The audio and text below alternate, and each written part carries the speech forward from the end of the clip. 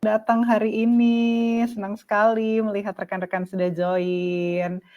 Apakah semua sudah makan siang? Atau ada yang belum makan siang?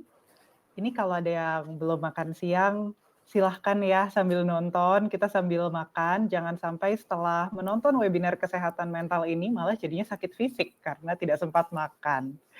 Oke, teman-teman sekalian, hari ini topiknya menarik banget ya, naik kelas dengan komunikasi pas. Selain topik yang menariknya juga karena hari ini ternyata saya nggak sendirian. Akan ada rekan saya hari ini yang juga bergabung dengan kegiatan kita yang biasanya tuh mungkin satu arah presentasi, hari ini akan talk show.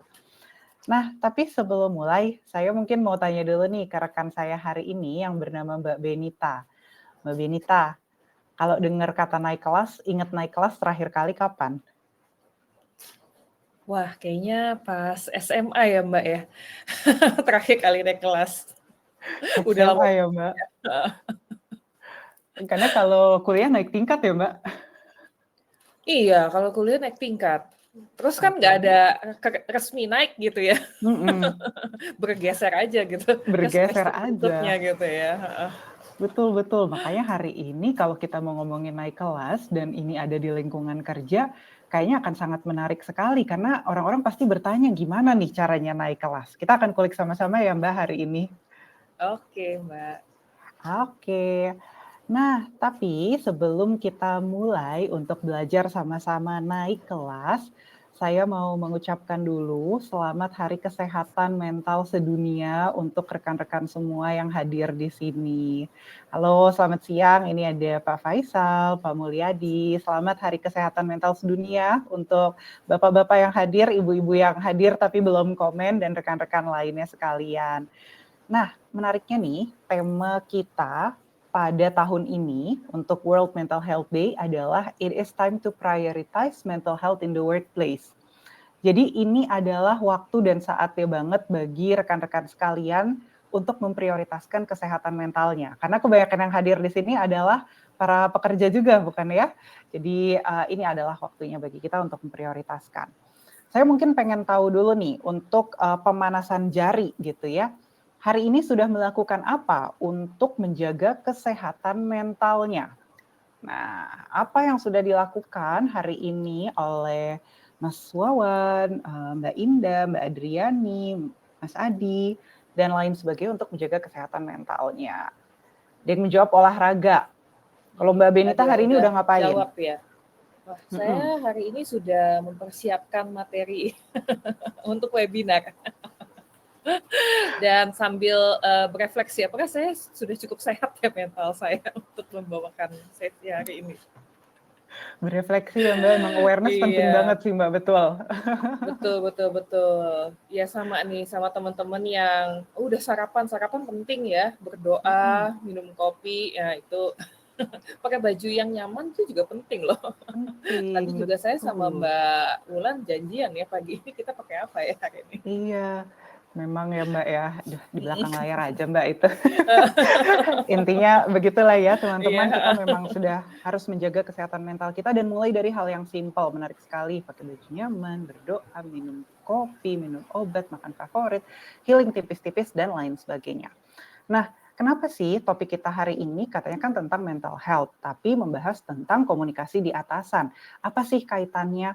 Nah, kaitannya nih rekan-rekan, mungkin rekan-rekan sekalian sempat lihat juga ya di medsos dan di lain sebagainya tuh ada memes gitu ya, memes bahwa orang tuh katanya kalau kantor resign tuh sebenarnya bukan karena workload-nya, tapi karena lingkungan kerjanya. Pernah lihat nggak sih Mbak Benita ada hal itu?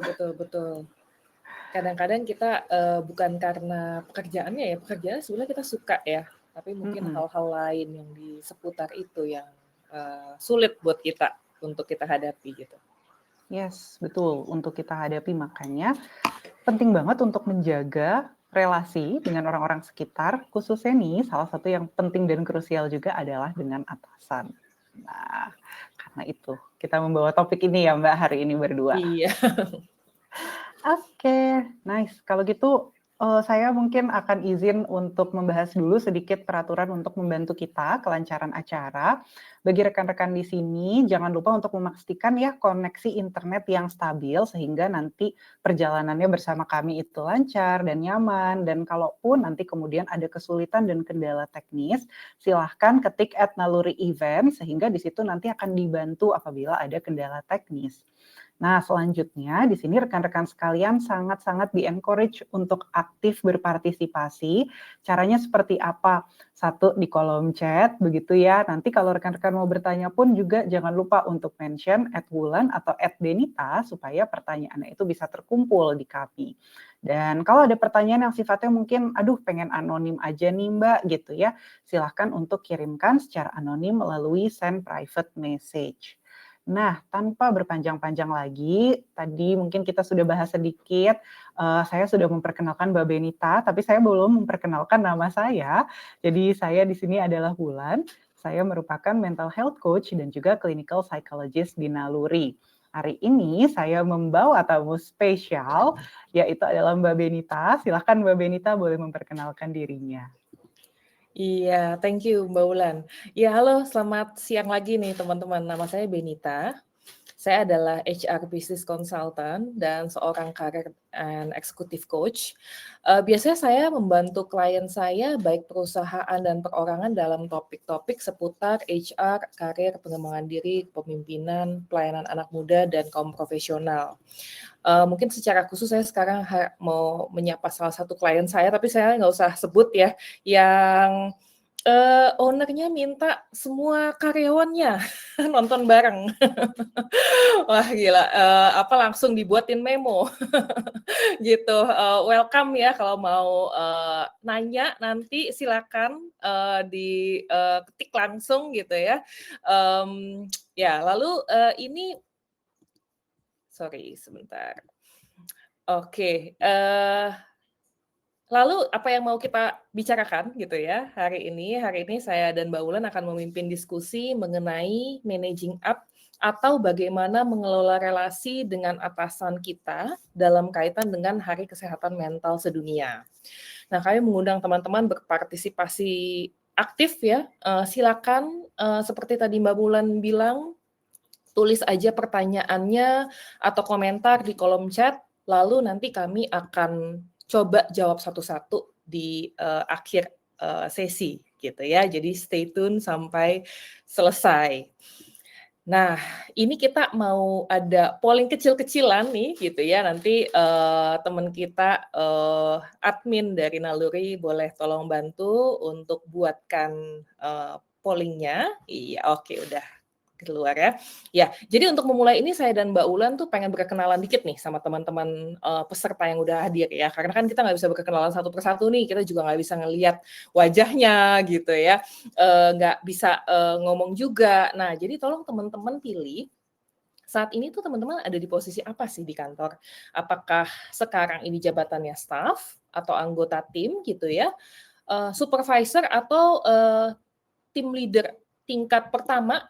Jadi mungkin ada yang title-nya namanya lead gitu ya, ada yang kadang supervisor atau manager. Manager ini mungkin bisa jadi dari asisten manager, junior manager sampai dengan general manager gitu ya, atau C-level bisa jadi BOD gitu ya, owner, pemilik usaha gitu. Oke, wah ini udah mulai diisi nih ya. Banyak ya Mbak? Oke. Oke. Ini ada 2 pertanyaan sekaligus nih rekan-rekan yang bisa diisi.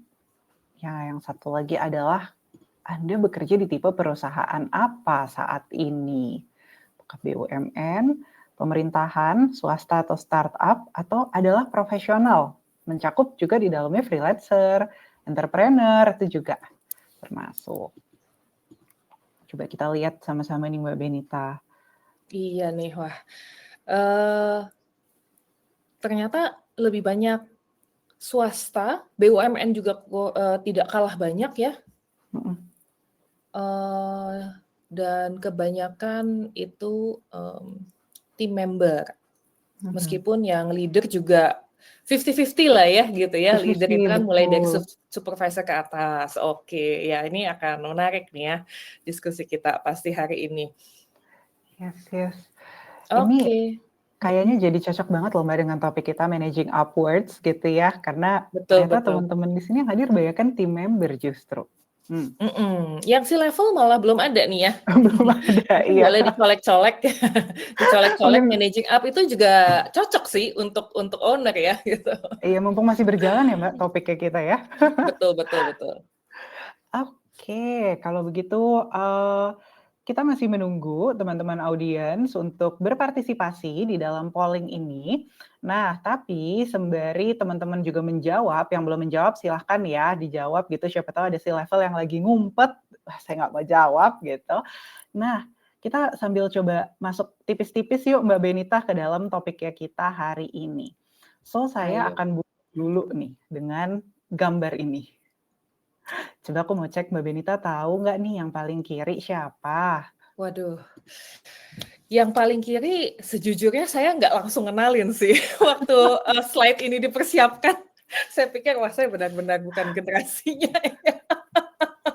Tapi saya sejujurnya saya tahu dari ya betul. Saya sejujurnya baru tahu dari Mbak Wulan. Oh ini saya sering dengar namanya sih. Yes, betul. Iya iya Ini iya dibantu benar-benar Mbak Indah kaget. sama, Ya. Mbak ini, Jerome Pauline ya. Sekarang udah tahu Iya, ya Coach ya? udah tahu. Oke. Nah, jadi kenapa sih kita menghadirkan gambar-gambar ini nih teman-teman? Alasannya adalah karena saat ini dunia kerja itu terdiri dari berbagai generasi yang berbeda-beda. Boleh nih sambil teman-teman juga tuliskan di kolom chat, kita juga pengen tahu, aku dan Mbak Medinta ingin tahu sebetulnya ada siapa saja atau dari generasi mana aja yang hadir di dalam sesi kita hari ini. Boleh nih diletakkan apakah aku Z, aku Y gitu ya, X atau boomers gitu. Nah, kenapa kita membawa topik ini atau kita mengajak teman-teman untuk tahu generasinya generasi apa? Karena sekarang di tempat kerja itu generasi ada beragam sekali. Dengan generasi yang beragam belum tentu pasti bahwa ini loh yang tua, yang pastinya yang lebih senior yang akan menjadi atasan. Atau tim member itu selalu pasti yang jauh lebih muda. Dan ini pasti akan menimbulkan satu kompleksitas juga yang menarik buat dibahas ketika kita membicarakan tentang managing up. Nah, jadi boleh nggak sih Mbak Benita dijelaskan dulu managing up tuh apa sih bagi kita yang baru dengar? Boleh boleh. Oke, ya. Ini menarik ya, banyak sekali nih yang senang menyebutkan, generasinya generasi apa gitu ya. Iya, Oke, tapi, sambilan silakan gitu ya, sambilan silakan terus, menginformasikan ke kami gitu ya. Saya mungkin mulai dengan, sedikit materinya ya, nggak terlalu banyak gitu ya. Nah, seringkali itu kita lebih mudah memahami sesuatu dengan menjelaskan definisi negatifnya terlebih dahulu gitu ya, atau kerennya namanya via negativa, mengeliminasi apa yang bukan. Nah, managing up itu tuh bukan apa sih gitu ya. Managing up itu kita bukan menjadi supervisor atasan kita dan mengawasi pekerjaannya gitu ya. Kita juga bukannya jadi melangkahi atasan kita supaya suara kita yang didengar dan bukannya atasan kita. Nah, kita juga bukan menantang apa yang dia putuskan atau lakukan gitu. Jadi bukan menentang. Kita juga bukan mengevaluasi atau menghakimi cara kerja atasan kita, dan kita bukan mengubah pimpinan kita menjadi seseorang yang lebih baik gitu ya. Jadi managing up itu bukan mendidik ya, bukan mendidik atasan kita supaya dia bisa memimpin kita dengan lebih baik gitu. Nah, kalau kita udah tahu apa yang bukan, nah jadi managing up itu tuh apa sih gitu ya. Managing up itu adalah seni mengelola hubungan dengan atasan. Jadi bagaimana hubungan kita itu menjadi lebih baik sehingga kita memperoleh respect beliau gitu ya. Terus, kita memahami gaya kepemimpinan dan komunikasinya dan apa preferensi atasan kita dalam organisasi. Misalnya, contoh, saya pernah, punya coachee nih ya, dia ini, levelnya supervisor, baru masuk di satu perusahaan. Dia itu merasa bahwa dia ini sulit sekali gitu masuk dengan atasannya dan orang-orang lain yang ada di, perusahaan dan departemen itu gitu. Nah, setelah saya, korek gitu ya, karena coach saya ini tuh preferensinya tuh ya kalau kerjaan kerja aja gitu ya, pokoknya kerja kerja kerja gitu ya. Nah sedangkan manajernya ini nih suka menanyakan hal-hal mengenai keluarganya, "Oh mama gimana?" Gitu ya. Nah terus saya pikir apa sih gitu ya, "Oh ya oke baiklah." Terus udah dia fokus lagi ke kerjaan gitu ya. Nah jadi dari ngobrol dengan saya, dia ini menyadari, "Oh iya ya, kalau saya ngobrol dengan atasan saya, ya saya tanya dulu gitu kabar anaknya gimana." Ya ceritalah dikit soal keluarga saya, baru masuk ke tujuan yang ingin dia bicarakan dengan atasannya. Kenapa? Karena, eee, dengan seperti itu, ketika dia membicarakan apa yang dia inginkan, atasannya menjadi buy in sama dia gitu ya. Atasannya jadi, mendengarkan dia gitu. Nah, dia juga lebih mudah mendapatkan apa yang dia tuju. Jadi kita itu akan lebih mudah minta approval ke atasan kita kalau dia merasa bahwa, oh kita sejalan gitu sama dia gitu ya. Nah, seringkali hal itu tuh jadi penghalang kita maju di karir kita. Sebetulnya bukan karena kita tuh kerjanya nggak bagus gitu ya, tapi kita itu kurang memahami preferensinya tuh apa. Sebetulnya apa sih yang dia care, apa sih yang dia inginkan gitu. Kita merasa, ya harusnya atasan saya dong yang memahami saya gitu, kan saya udah kerja dengan baik. Ya harusnya dia lihat dong saya bisa kerja dengan baik gitu, seringkali kan seperti itu ya. Tetapi seseorang itu dipromosikan bukan hanya kemampuan kognitifnya aja, tetapi juga soft skill-nya dalam mengelola hubungan dengan orang lain. Jadi, apakah dia ini tuh bisa memahami orang lain nggak sih? Bisa nggak sih dia diterima di lingkungan, yang lebih luas daripada dirinya sendiri dan pekerjaan utamanya, gitu. Oke. Nah, jadi jelas gitu ya, kenapa sih managing up ini penting gitu ya, karena hal ini benar-benar bisa make or break karir kita, gitu ya. Tujuannya ini bukannya menjilat atasan kita, tetapi kita tuh memperlakukan atasan kita seperti manusia yang juga perlu dimengerti dan diperlakukan sesuai karakter dan kepribadiannya, gitu. Jadi, setiap orang itu kan juga atasan kita ya, memiliki kebutuhan untuk dihormati, didukung dalam pekerjaannya, juga dalam karirnya gitu ya. Dengan kita memberikan respect dan men-support dia dalam pekerjaannya, kita itu menjadikan diri kita tuh aset di dalam timnya, gitu. Nah, mungkin, sambilan ya kita diskusi juga gitu ya, coba teman-teman tuliskan pengalaman managing up gitu ya, atau teknik-teknik yang biasa dilakukan, sehari-hari untuk menjaga relasi dan komunikasi yang baik dengan atasan itu seperti apa? Gitu, atau kalau mau ada pertanyaan pun nggak masalah gitu ya. Wah, Oh, mulai oke. masuk, Mbak, memuji atasan. Iya. Oke, Mbak Sarah memuji atasan ya. Oke, memujinya nih gimana nih? Cakepan nih, Mbak, gitu ya. Oh, bawain makanan atau hadiah. Oke, membelikan makanan. Senyum, sapa, salam. Oke, ini Mhm. kayaknya lulusan sekolah-sekolah tertentu nih ya, yang senyum, salam, sapa. Soalnya ada klien saya sekolah dia Heeh. dari TK-nya itu ada itu 3S. Oh, ya Senyum, ampun. salam, sapa. Apa? Oke, ikuti hobinya. Oke. Mmm, Oh, kalau pertanyaan ya, Mas iya, Ferry, kalau atasannya galak gimana ya? Gimana ya? Gitu. Coba nanti kita, kumpulin dulu ya, kalau atasannya galak gimana? Mungkin siapa tahu terjawab ya, di betul dalam betul. diskusi oke. Menanyakan kabar anak, minta guidance, oke. Ya, Mmm, terima kasih selalu oke, tanggap terhadap thank you. kebutuhan. Menarik Mhm, menarik, Mbak, olahraga bareng nih, Mbak, ini mhm, sering banget loh, temenin olahraga badminton bareng, setelah selesai kantor tuh kayaknya yang sering saya dengar. mhm, Mmm, sering makan bareng satu tim. Oke, nice. oke oke, Kayaknya ini ya Mbak, apa namanya, kalau kita lihat di sini nih, para peserta yang datang adalah peserta yang sepertinya cukup cair dan udah lumayan jago managing up-nya. Tapi tadi ada mhm. pertanyaan yang mau disimpan dulu berarti nih Mbak ya, dari, Oke, gimana Pak Mbak? Ferry Mas ya, Ferry, tadi ya? apa kita mau oke, atau kita coba, bahas ya. Nah, mungkin atau Mas Ferry bisa mau cerita galaknya gimana nih? Baru ditanya, "Pagi, Pak, apa kamu?" gitu. Atau gimana? Mas Ferry mungkin bisa bisa tulis lagi ya gitu. Galaknya gimana dulu nih? Siapa tahu udah berkali-kali dikasih tahu tapi ternyata masih dilakukan gitu. Nah, boleh Mas Ferry boleh cerita dulu ya. Nanti kita jawab. Nanti kita jawab. Oke. Galaknya seperti apa?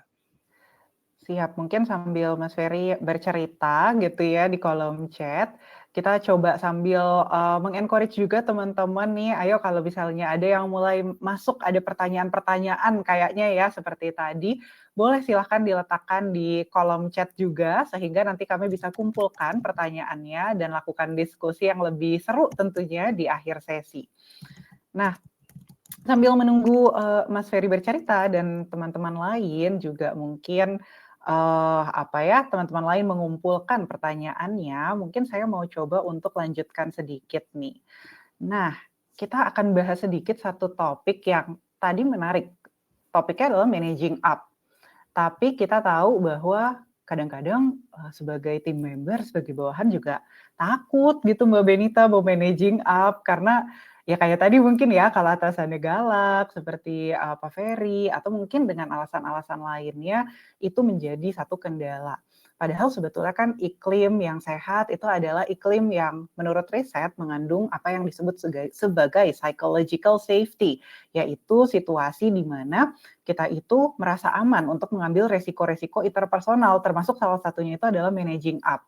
Dan ini penting sekali karena nggak cuma tingkat stres aja, nggak cuma kesehatan mental aja yang sebetulnya jadi terjaga, tapi performa tim lebih baik, retensi karyawan juga lebih baik. Nah, sekarang pengen dong Mbak berbagi tips sebenarnya kalau dari atasan perlu kayak gimana supaya tim membernya juga managing up lebih enak gitu. Oke, ya kita mulainya dari atasan dulu ya. Meskipun managing up nih gitu ya, tapi kita akan coba bahas jadi apa sih yang sebagai seorang pemimpin tuh harus lakukan lebih dulu gitu ya. Nah, sekarang ini agak berbeda ya, Mbak Ulan, dari pertama kali dulu mungkin kita kerja ya, terutama saya gitu ya. Saya ini generasinya milenial yang tua ya gitu, zenial gitu ya mungkin dibilang ya. Jadi, dulu itu saya di awal saya bekerja, sangat jarang atasan itu yang bedanya 5 tahun. Jadi atasan saya rata-rata tuh bedanya 8 sampai 10 tahun ke atas gitu ya, lebih tua dari saya. Nah, tapi sekarang saya melihat usia 24, 25 aja udah jadi supervisor, menuju 30 udah menjadi manajer, bahkan juga 30-an awal udah menjadi direktur gitu ya. Jadi banyak juga leader-leader ini tuh sekarang yang sudah jauh lebih muda, bukan hanya lebih muda, tapi jauh lebih muda dari anggota timnya gitu ya. Satu hal yang menjadi pegangan gitu ya, kunci, dan saya berulang kali menyampaikan ini ke para leader, itu adalah tidak mungkin yang di bawah itu bisa naik ke atas, kalau yang ada di atas itu tidak lebih dulu turun ke bawah, gitu ya. Jadi ini mungkin coba direnungkan gitu ya. Ini berlaku dalam hal apapun, tidak hanya di pekerjaan. Hubungan orang tua ke anak gitu ya, presiden ke rakyatnya gitu ya, tidak mungkin yang di bawah itu tuh bisa ke atas kalau yang atas tidak turun dulu ke bawah. Nah, jadi jika kita ingin agar komunikasi tim kita ke diri kita sendiri sebagai atasannya itu sehat, kita harus terlebih dahulu tuh buka ruang komunikasi dengan mereka gitu ya. Nah, ini terutama bagi para leader yang muda gitu ya atau pertama kali menjadi pemimpin, jangan terlalu cepat memerintah gitu ya atau menyuruh gitu ya. Cari tahu dulu harapan timnya apa sih? Dengarkan dulu gitu masukan dari mereka sebelum memberikan perintah. Mungkin mereka sebelumnya punya atasan yang kurang baik gitu ya. Mungkin mereka punya aspirasi yang belum tersampaikan ke atasan sebelumnya. Tidak ada anak buah yang suka atasan yang sok gitu ya, apalagi usianya sama atau lebih muda gitu ya, terus ngatur-ngatur lagi gitu. Nah, setelah mendengar, oh apa sih yang mereka mau sampaikan, nah baru kita sampaikan harapan kita ke mereka. Jadi, di buku Stephen Covey, Seven Habits of Highly Effective People gitu ya, 7 perilaku orang-orang yang efektif, perilaku kelima itu adalah seek first to understand then to be understood. Coba pahami orang lain terlebih dahulu sebelum minta orang lain memahami kita gitu. Nah, jadi tim kita ini akan cenderung lebih respect gitu ya, cenderung lebih mau mendengar, lebih bisa ditegur ketika kita mau menegur mereka ketika memang kita itu sudah lebih dulu membuka ruang komunikasi itu gitu. Dan mereka juga ketika ditegur jadinya nggak sekarang gue gini aja salah baru diomongin gitu kan, kemarin-kemarin gue bagus atau apa gitu ya, lu nggak mau ada relasi gitu. Nah, kira-kira gitu ya. Jadi kalau dari atasan seperti itu Mbak Ulan, menurut saya yang harus dilakukan terlebih dahulu. Oke, nice, menarik banget Mbak, karena di sini tuh kayaknya rekan-rekan juga banyak yang sambil curhat tipis-tipis, kalau atasan saya nih hobinya mood swing gitu ya, itu bikin nggak nyaman. Ada yang mendengar untuk menjawab, bukan mendengar untuk mengerti gitu ya, sehingga kayaknya dengan situasi yang seperti itu mungkin psychological safety-nya itu jadi rasanya kurang kurang tercapai gitu ya. Oke. Rekan-rekan sekalian, kalau ada pertanyaan silahkan, kami akan coba untuk bantu flag dulu sebagai question gitu, nanti kemudian akan coba kami jawab. Oke, nah terkait dengan psychological safety ini Mbak, sebetulnya kalau saya lihat, ini kan adalah usaha yang sebaiknya itu menjadi tanggung jawab bersama, karena kesehatan mental tuh bukan hanya tanggung jawab dari karyawannya secara individual. Dan tadi Mbak Benita sudah menceritakan kalau dari sisi atasan ini loh yang bisa dilakukan. Hopefully rekan-rekan atasan yang mungkin tidak mengaku sebagai atasan gitu ya di sesi hari ini juga ikut mendengarkan hal ini. Nah, saya mungkin mau share sedikit nih Mbak Benita kalau dari sisi kesehatan mental. Kan pertanyaannya ini kita lagi World Mental Health Day, terus apa ya yang bisa dilakukan dari rekan-rekan individu secara proaktif menjaga kesehatan mentalnya. Nah, jadi ini bagi rekan-rekan sambil tetap menjaga komunikasi yang baik dengan atasan. Kayaknya perlu juga nih untuk dibekali dengan beberapa hal supaya mentalnya pun juga sehat. Karena di lingkungan kerja gampang banget ya Mbak, kena mental kayaknya. Betul, apalagi sekarang ya yang disebut Gen Z itu kan sangat dibully secara umum ya, ih kok dikit-dikit mental gitu ya. Nah, tapi kan sejujurnya kita perlu mengetahui ya bagaimana caranya menjaga ini Mbak. Dan kena mental ini sebenarnya udah dari dulu juga ya kondisinya Betul. ada, Betul. tapi awareness-nya yang kurang gitu. Mm-mm. Oke, so mungkin kalau kita lihat di sini ada beberapa contekan. Satu adalah relasi positif. Cara-cara managing outwards yang tadi diceritakan oleh Mbak Benita itu sangat bisa dipakai. Dan mungkin yang saya rasa juga perlu untuk digarisbawahi adalah menyadari bahwa rekan kerja kita pun adalah manusia. Artinya jangan juga terlalu takut gitu ya dengan rekan kerja, sehingga nanti nggak bisa untuk menjaga boundaries. Tapi jangan juga terlalu keras, karena bagaimanapun ini bukan pekerja saja, melainkan dia ini juga manusia yang juga punya stres ya, punya strugglingnya masing-masing. Jadi relasi positif itu penting. Lalu yang kedua adalah kenali sumber dukungan. Nah, ini kayaknya salah satu yang sering sekali saya ajak khususnya kepada rekan-rekan yang mungkin baru bergabung nih di satu lingkungan kerja. Coba kenali siapa saja orang-orang yang bisa untuk membantu kalau lagi butuh cerita-cerita. Atau kalau misalnya lagi butuh untuk sekedar nanya, ini mau fotokopi sama ngeprint di mana ya? Karena kebingungan sendiri tuh nggak enak gitu Mbak. Makan siang di mana? Kalau dulu kan masih WFO ya Mbak ya, belum WFH kayak sekarang.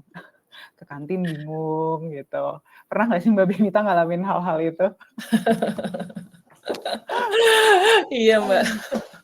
Kayaknya masih teringat gitu ya masa-masa itu. Lalu ketiga, ini adalah boundaries. Boundaries misalnya tadi kalau saya lihat ada salah satu peserta yang bertanya, gimana nih caranya kalau misalnya punya atasan yang suka untuk kerjanya itu adalah di weekend.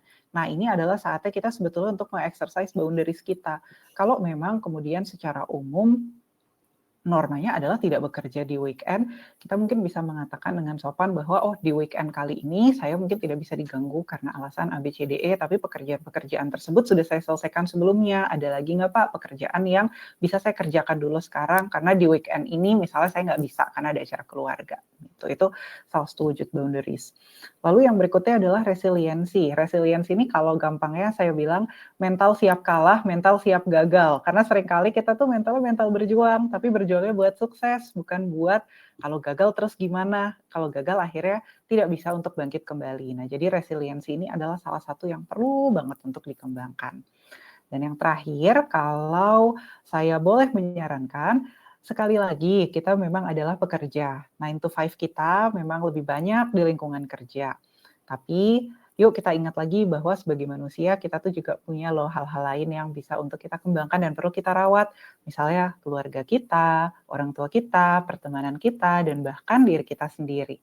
Jadi kalau kita happy, biasanya ke kantor pun vibes-nya juga akan happy.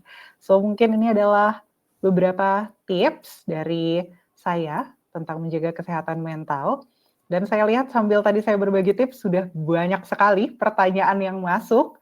Jadi Betul. bagaimana Mbak Wah, Benita ya? iya, oke. Jadi gimana nih, Mbak? Kita mau coba jawab dulu atau Atau kita coba kita mau sedikit ya, lanjutkan ke boleh boleh. bagian resources gitu ya teman-teman, sambil Mbak Benita membantu untuk mengecek pertanyaan mana nih yang kira-kira siap untuk langsung dijawab oleh Mbak Benita. Mhm. Nah, jadi rekan-rekan sekalian, di bulan kesehatan mental ini, saya ingin mengajak teman-teman yuk untuk manfaatkan berbagai sumber dukungan yang ada, yaitu di sini kalau di aplikasi Naluri atau di web Naluri, teman-teman bisa untuk mengecek bagaimana sih kondisi kesehatan mentalnya.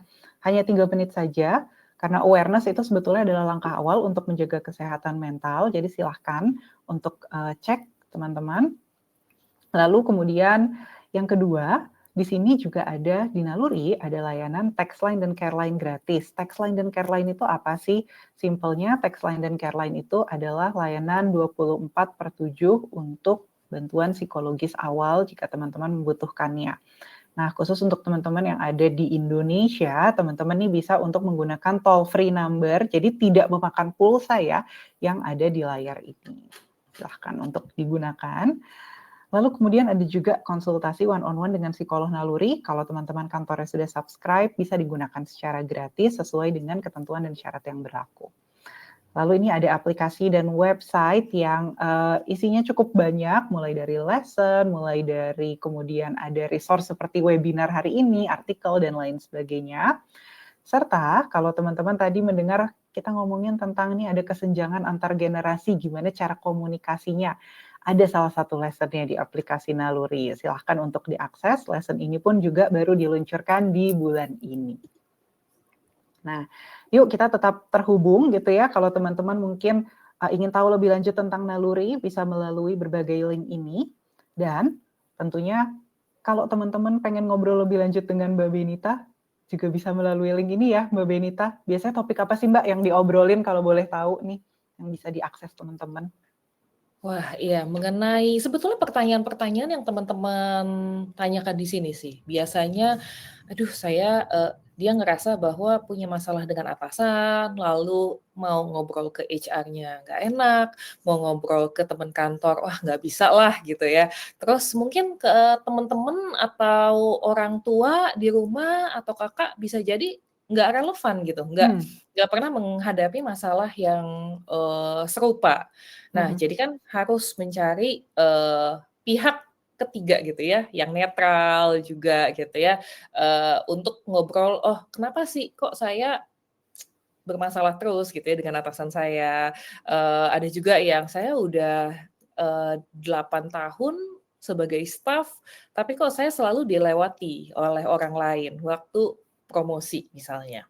Nah, hal-hal seperti itu sih. Jadi, seputar masalah karir baik dari fresh graduate mencari karir sampai, menuju pensiun gitu ya, apa yang next harus saya lakukan gitu. Nah, kira-kira seperti itu. Jadi segala sesuatu mengenai, pekerjaan gitu ya dan bisnis, kira-kira begitu, Mbak. Oke, so Mhm. teman-teman kalau nanti misal pertanyaannya ada yang tidak terjawab hari ini, tapi ingin mendapatkan coaching yang lebih intensif bersama dengan Mbak Benita bisa untuk menggunakan link ini. Silahkan ya teman-teman diakses. Oke, karena Oke, pertanyaan sudah banyak sekali mhm, Mbak, saya belum sempat iya, melihat. Saya serahkan Boleh. dulu kepada Mbak Saya Benita. iya, mungkin saya sambilan Mbak, Wulan juga baca ya, pertanyaan teman-teman dan mungkin nanti akan ada lagi yang baru yang, kami tandai. Jadi, saya mungkin mau menjawab secara, eee, grup gitu ya. Saya mungkin jawab beberapa pertanyaan sekaligus karena, sepertinya teman-teman ini ada pada dasarnya bertanya, "Jadi saya harus gimana?" Gitu ya, "Kalau atasan saya begini," gitu. Gitu, karena mungkin sebelumnya tidak ada relasi. Nah, Mhm. pertama yang harus dibangun itu adalah relasinya dulu, gitu. Bisa jadi atasan kita itu orang yang mungkin udah dari awal deh saya kan kerja di sini udah lama gitu ya, tapi kok kayaknya saya susah ya masuk sama dia, sedangkan orang lain lebih mudah gitu. Sama juga gitu ya kayak Pak Ferry tadi galak gitu ya. Terus, Pak Ramses juga bilang, atasannya cerewet gitu ya. Atau mungkin ada yang mengalami kesulitan-kesulitan gitu ya. Terus juga, ini, Mas atau Mbak nih, Saka, Mas ya, sepertinya, kalau introvert gimana? Saya tuh introvert. Saya itu sangat sebetulnya, ini aja nggak kelihatan ya, karena saya menghadapi layar, bukan menghadapi orang. Nah jadi sebetulnya ada trik-triknya, supaya kita itu bisa mencoba kembali lagi, memang di satu sisi, andil yang lebih besar itu adalah di atasan, seperti yang tadi saya bilang, atasannya yang harus masuk duluan. Tetapi bukan berarti kita tidak bisa berusaha. Usahanya apa? Usahanya sebetulnya seperti yang tadi teman-teman bilang, oke coba deh misalnya bukan sogok ya gitu ya, tapi, apa sih yang dia suka? Pelajari dulu, apa sih yang dia suka? Preferensi dia tuh apa sih?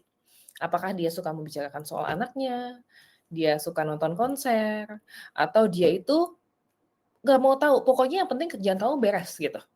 Mungkin dia preferensinya adalah jangan banyak cincong lah, yang penting kerjaan beres gitu ya. Nah, mungkin itu preferensinya. Nah, jadi kita coba fulfill, cari tahu gitu ya, apa yang menjadi preferensinya. Lalu kita coba minta private session.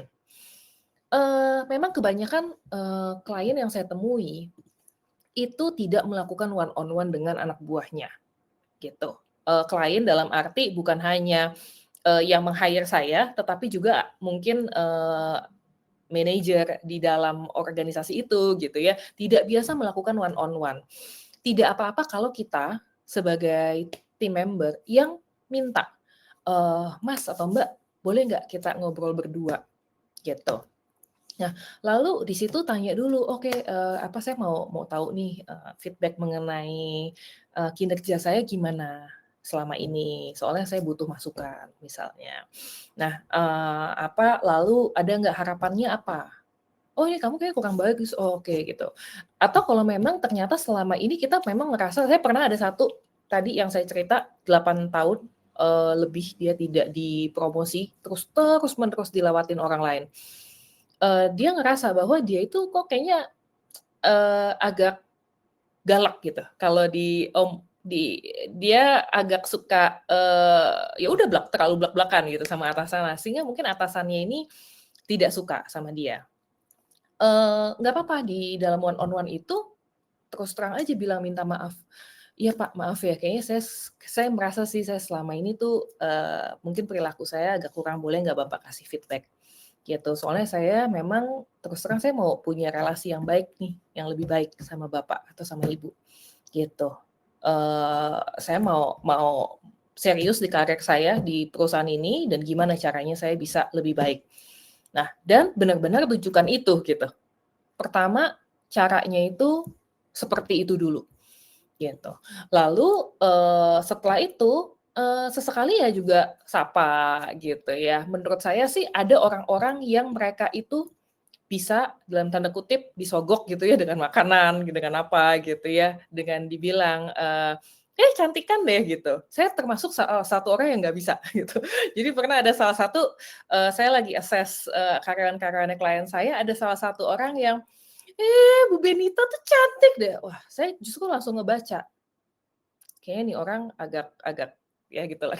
Saya nggak mau ngomong di sini ya karena tidak baik ya, maksudnya kita tahu lah ya gitu maksudnya dia apa gitu. Oh oke. Jadi dan ternyata benar orang ini tuh dalam tanda kutip value-nya itu bukan kerja, tapi gimana caranya dia Hmm. menyampaikan kata-kata yang baik sehingga orang itu suka sama dia, sehingga setelah itu baik sama dia gitu. Lalu mulus. Nah, kebetulan sama saya nggak kena. Coba dia masuknya ke saya bukan itu, ke orang lain mungkin cocok gitu. Ya, ya. Nah, kira-kira seperti itu. Kita harus tahu dulu orang yang mau kita dekati gitu ya, preferensinya apa sih? Apa yang dia suka? Ada orang yang asal kamu kerja keras, saya suka gitu. Tapi ada yang Mhm. pedulilah kamu kerja nggak kerja, yang penting kamu ngerokok sama saya di luar gitu. Atau yang penting Mhm. kamu hangout sama saya gitu. Atau yang Ya. penting kapanpun saya mau ngobrol sama kamu, kamu angkat telepon. Mau kamu nggak kerja nggak kerja, pokoknya kan ada juga ya yang seperti Ya. itu gitu kan. Nah kita harus tahu preferensinya. Tetapi balik lagi ini bukan untuk menjilat gitu ya. Ya. Tetapi kita tahu oke, atasan kita ini yang tadi make or break karir kita. Jadi Mhm. kita itu mesti tahu, oh oke, selain mengerjakan karir kita, pekerjaan kita dengan baik, hal apa sebetulnya yang dia suka, yang kok kayaknya kita belum fulfill ya gitu. Sehingga Mhm. kayak tuh kita, kamu kan kurang oke gitu. Sehingga kita kurang oke di mata dia. Padahal kita udah Ya. semaksimal mungkin mengerjakan pekerjaan kita. Nah itu dulu gitu. Mhm mhm mhm. Oke, mengetahui preferensi, ibaratnya gaya komunikasinya atau gaya pendekatannya tuh yang cocok kayak gimana, karena itu juga penting, balik lagi mereka adalah manusia. Nah, ini tuh Betul. ada pertanyaan-pertanyaan nih, Mbak, yang sebenarnya arahnya nih kurang lebih sama kalau saya lihat, yaitu bagaimana jika kemudian kita menemui atasan kita sudah punya preferensi kepada orang-orang tertentu di tim, sementara kita kayaknya nggak dilirik-lirik. Nah, ini ada yang private juga memberikan, pertanyaan, jadi saya tidak akan sebut nama, tapi kurang lebih Ya. kayak gitu. Gimana ya, Mbak? Oke. Pertanyaan saya adalah, apakah sudah dicoba untuk, misalnya one on one nih gitu ya, atau kita, analisis, Hmm. apa yang orang-orang ini punya, yang kita tuh tidak punya. Memang di satu sisi namanya manusia gitu kan ya, jadi, mungkin nanti Mbak, Wulan bisa lebih jawab gitu ya mengenai psikologinya. Kita itu tidak bisa menyenangkan semua orang. Tidak Mhm. semua mantan atasan saya juga sama saya itu cocok, gitu. Oke. Tapi dalam perjalanan karir saya bersyukur ada beberapa orang yang Tuhan tempatkan yang akhirnya walaupun ada satu 2 orang, mungkin ada satu orang nih yang semua orang tuh, wah kayak memusuhi dialah gitu ya, yang suka sama dia benar-benar hanya orang tertentu. Tapi ternyata saya sama dia cocok dan karir saya itu tuh cukup cukup baik gitu waktu sama dia. Mhm. Karena ternyata kita tuh justru klik gitu ya. Eee, dan untuk kondisi-kondisi seperti itu memang ya bisa jadi kita tidak bisa gitu. Di saat Mhm. dia di situ kita tidak ya apapun yang kita lakukan kita nggak akan bisa jadi seseorang yang dia prefer, gitu. Nah, tapi Mhm. kan di satu sisi bekerja dan berkarir kan nggak hanya di situ aja. Dan Ya, bekerja berkarir itu tidak hanya menyenangkan satu orang gitu kan. betul. Jadi, fokus ke sebetulnya apakah yang kita kerjakan selama ini, itu sudah baik belum sih? Gitu. Apakah kita itu sudah mengerjakan job desk dan KPI kita secara 100%? Apakah Mhm. kita sudah menambah, hal-hal lain ekstrakurikuler gitu ya, Mhm. kayak siapapun yang mau bantu, kita bantu gitu. Terus abis itu ada departemen lain minta apa, kita cepat mengerjakan itu. Terus ada panitia, 17-an, ada panitia akhir tahun, ada panitia, buka puasa bareng gitu ya. Terus kita, juga ringan tangan lah gitu ya untuk membantu. Kan ada hal-hal lain yang bisa kita juga buktikan gitu ya untuk menunjukkan, "Oh, dia bagus nih, Wulan nih kerjanya bagus ya," Mmm. gitu. "Ya kayaknya dia nggak cocok sih sama atasannya. Coba Mmm. deh kita tarik ke departemen kita," atau apa gitu. Nah, jadi itu kan adalah kesempatan-kesempatan lain gitu Ya. ya. Jadi kita itu ada di kantor itu kan bukan hanya untuk menyenangkan atasan Ya. kita kan ya gitu. Nah, mungkin Ya. itu sih. Jadi mungkin fokus ke hal yang lain yang, eee, bisa kita lakukan untuk membuktikan bahwa, "Oh, saya ini pekerja yang memiliki nilai," gitu. Mhm mhm mhm. Gitu kira-kira, Mbak, Oke. menjawab nggak mungkin? Atau mungkin Mbak Wulan boleh juga ini, Mbak, dari sisi psikolog ya, Dari sisi psikologisnya lihat ya. uang nih. Iya. Tapi ini sudah sangat menjawab sekali loh Mbak Benita, karena Mhm. saya sendiri juga akhirnya jadi, apa ya, merasa banyak jalan menuju Roma gitu. Tapi jangan cuma terpaku di jalan itu saja. Untuk karir Mhm. naik nggak cuma kita nyenengin atasan, tapi tadi kayaknya meningkatkan visibility kita kepada atau meningkatkan keterlihatan kita gitu ya di tempat lain, dengan orang lain, Mmm, mungkin ya, itu jadi membantu oke. juga. Iya, Menarik mungkin loh. iya, Mhm, tapi mungkin kalau saya boleh, apa ya, kalau saya boleh parafrasekan ya, mhm, eee, ketimbang banyak jalan menuju Roma, tetapi ke Roma itu yang dibawa nggak cuma satu hal, gitu. Kalau kita mau oke. menuju ke satu titik, tidak hanya satu hal yang perlu gitu, tidak hanya, eee, mobilnya jalan nggak gitu, Mmm, tetapi kan juga apa aja yang harus kita bawa gitu.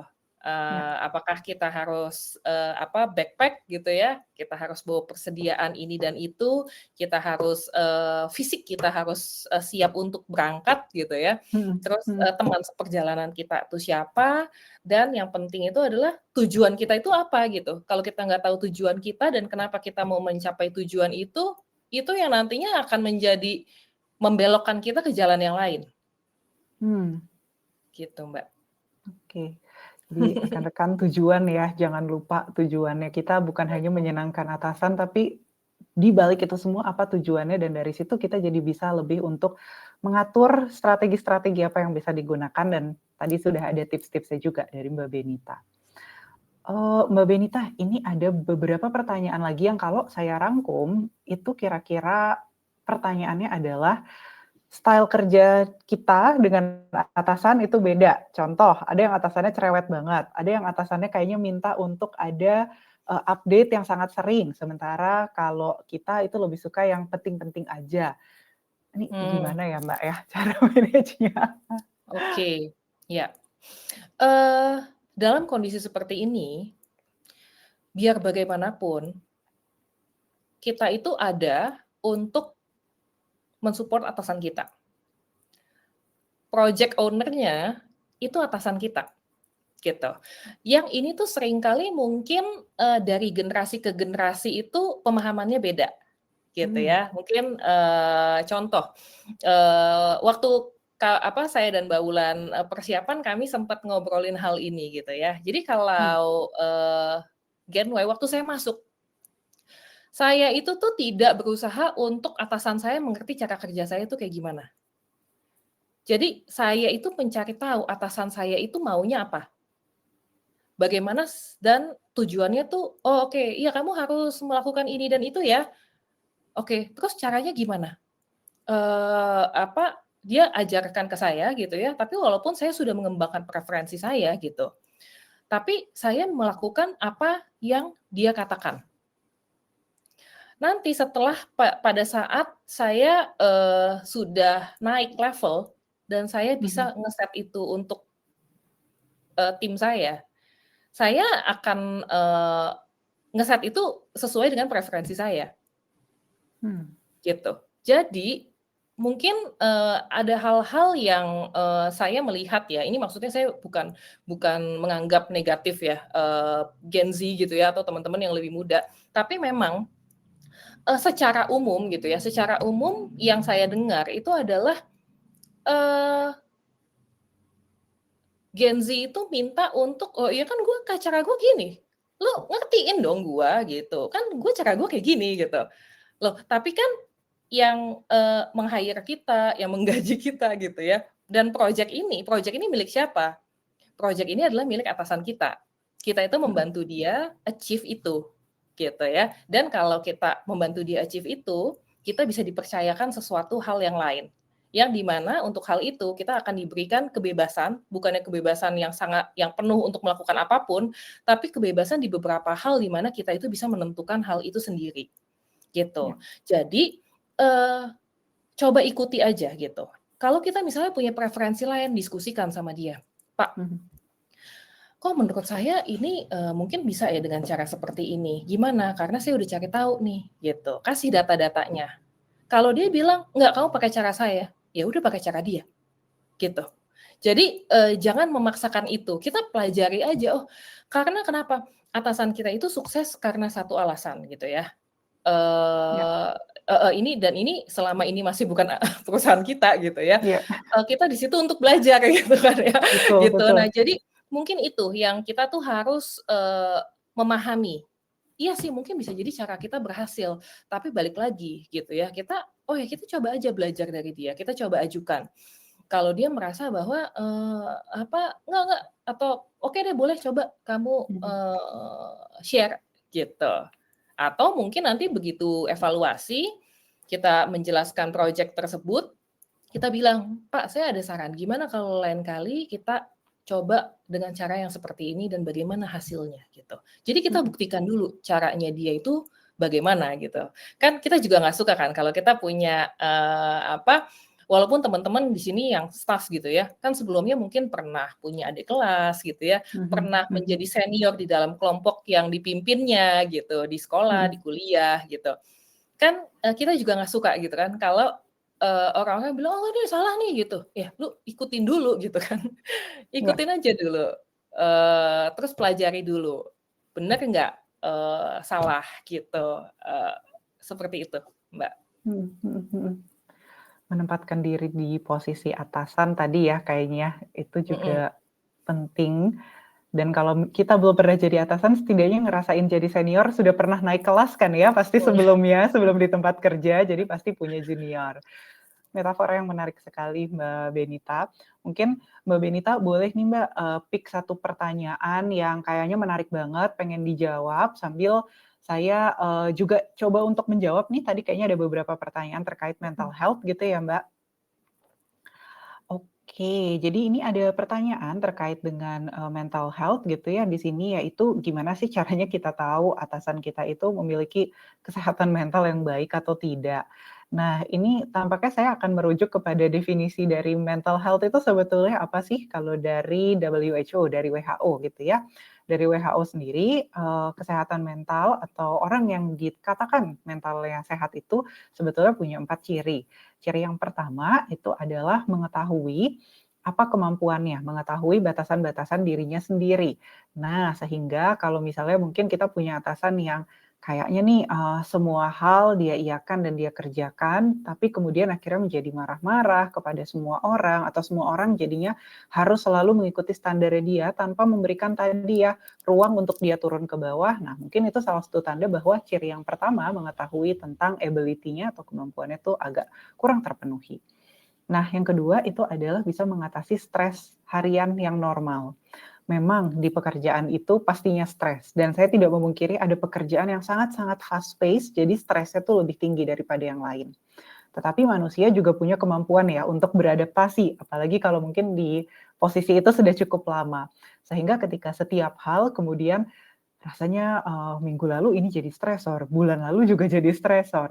Nah, mungkin ada sesuatu di luar pekerjaan yang, atasan kita pun juga lagi struggling. Jadi mungkin kita juga bisa tanpa bermaksud untuk kepo gitu ya, tapi mencoba untuk memahami, mungkin nggak sih ada kondisi-kondisi tersebut.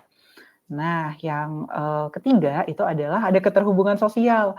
Jadi, kalau atasannya juga nggak pernah gitu tadi ya, ke bawah atau mungkin ke sesama atasan lain juga bermasalah gitu relasi-relasinya, ya kita mungkin bisa berempati bahwa secara kondisi mental barangkali tidak sedang baik-baik saja atasannya kita.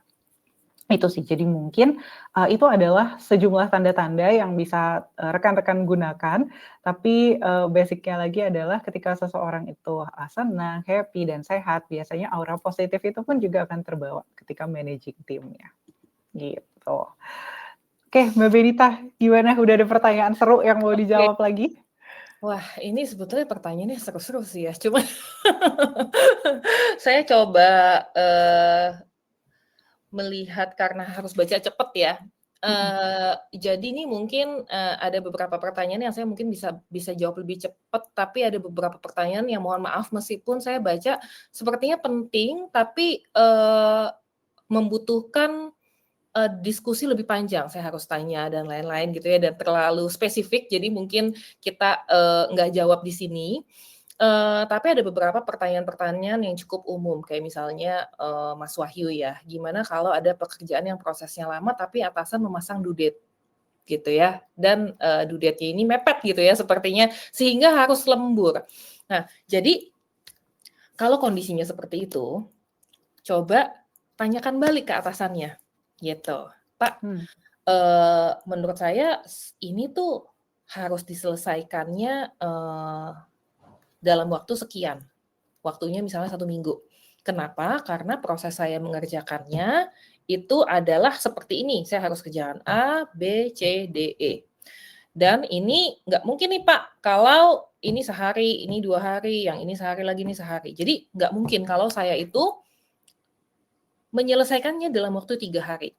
Nah, Mhm. kalau Bapak kan Bapak request-nya 3 hari, saran Bapak apa yang harus saya lakukan? Gitu. Hmm. Jadi kita bukan bilang, "Pak, nggak bisa Pak, 3 hari." Jangan langsung kayak gitu. Dia bilang, "Ya kamu cobain dulu loh." Coba dulu. Akhirnya jadi berantem kayak galak tadi itu kan. Iya. Ferry itu. Terus mungkin Mas Wahyu ini sama Mas Ferry sama atasannya. Nah, terus nah jadi, Mulai cocok logi nih ya, Mbak Benita. jadi, jelaskan dulu, Mhm. berikan pemahaman bahwa, "Pak, saya tuh paham nih Pak, dan sepemahaman saya ini 1 minggu. Kalau 3 hari, saran Bapak apa yang kita potong?" Gitu, "Ih, Hmm. jangan dipotong gini-gini." "Nah, tapi kan ini 2 hari, Pak.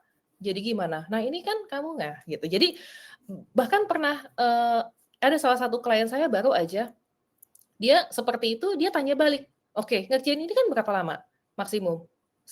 Ya setengah hari cukup nggak?" "Ya cukup." "Kalau ini, oh ini ya cukup."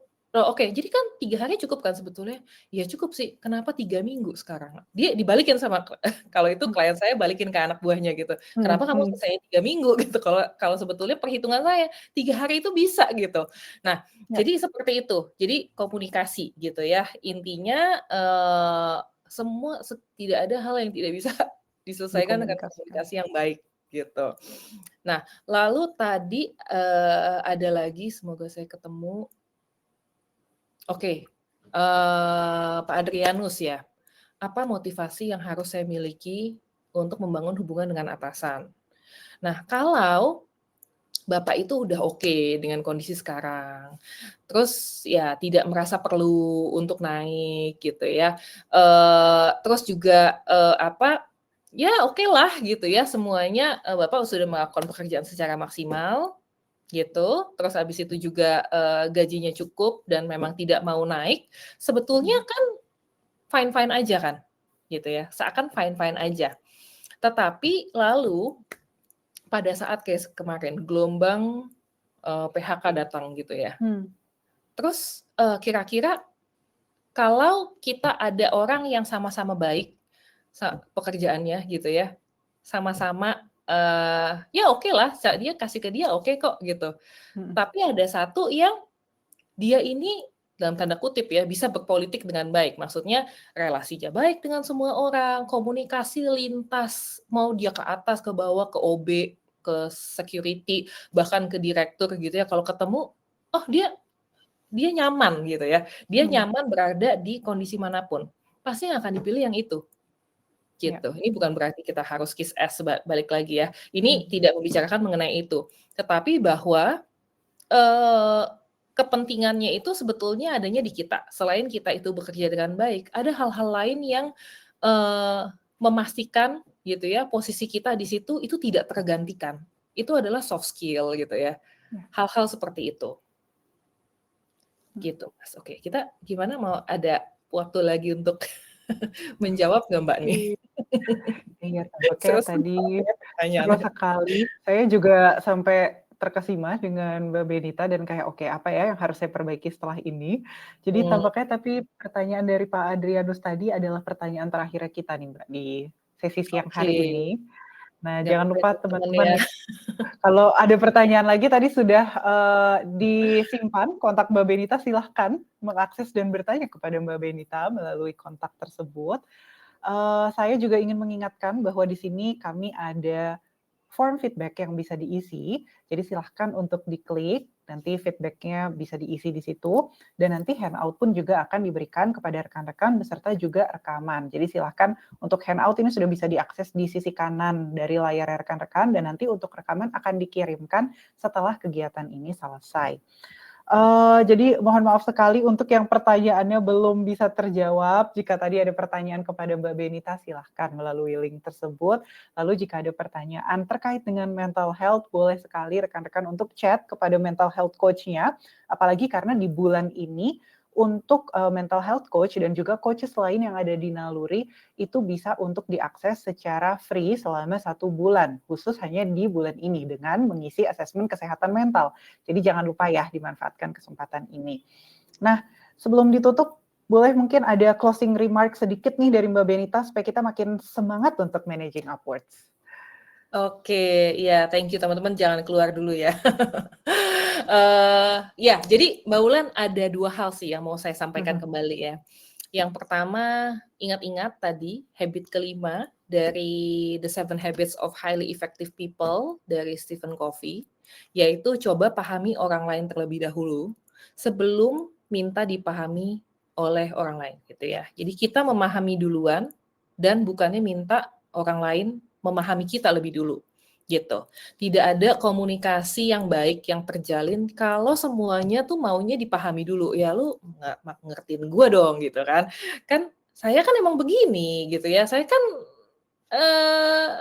Gen Y gitu ya. Saya kan milenial. Saya ya begini gitu. Saya nggak bisa gimana lagi. Itu nggak bisa gitu ya. Itu tidak akan terjadi komunikasi yang baik kalau semua orang itu seperti itu. Nah, yang kedua dan yang terutama bagi para pemimpin dan calon pemimpin gitu ya, karena saya asumsi teman-teman yang ada di sini gitu ya, itu meskipun sekarang ini belum dipromosi, tapi satu ketika akan dipromosi menjadi leader, baik timnya kecil atau memimpin orang yang lebih banyak gitu. Tidak mungkin yang ada di bawah itu tuh bisa naik ke atas kalau kita itu tidak lebih dahulu turun ke bawah. Jadi pemimpin dimanapun itu harus lebih dulu turun dulu, buka pintu komunikasi.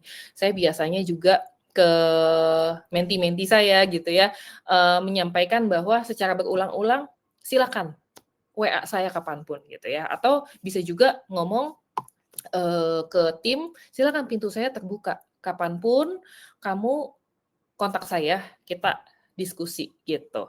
Nah dengan begitu, akan terjalin hubungan yang lebih baik. Memang kadang-kadang kita tidak selalu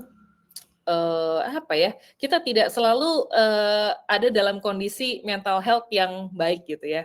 Tapi kalau kita mau sama-sama berusaha baik dari atasan ke bawahan dan juga dari tim ke atasannya gitu. Ya semoga sih makin lama makin baik gitu ya hubungannya. Gitu sih, dan jangan berharap sekali jadi gitu, baik dari anak buah ke atasan dan dari atasan ke anak buahnya. "Oh, aduh saya udah coba kok, ya kamu datang ke saya, dia nggak datang," gitu. Nah, jangan kayak gitu, kita harus terus-menerus dilakukan. Gitu, Mbak Wulan. Oke, terima kasih Mbak Benita. Iya, thank you Baik. juga. Kalau begitu, rekan-rekan sekalian, jadi, itu tadi adalah kata-kata penutup dari Mbak Benita. Semoga sesi kita hari ini bisa membantu rekan-rekan untuk ketemu di tengah, yang tim bawahan naik ke atas, yang dari atas juga turun ke bawah. Itu akan sangat indah sekali ya, lingkungan kerja jika bisa demikian. Oke, kalau begitu, tanpa berpanjang lebar lagi, waktu sudah menunjukkan pukul 2, jadi sudah saatnya saya dan Mbak Benita pamit. Jadi saya Wulan dan, Mbak Saya Benita, Benita. kami berdua, pamit undur diri. Have a nice day semuanya. Thank you, selamat bekerja kembali ya teman-teman.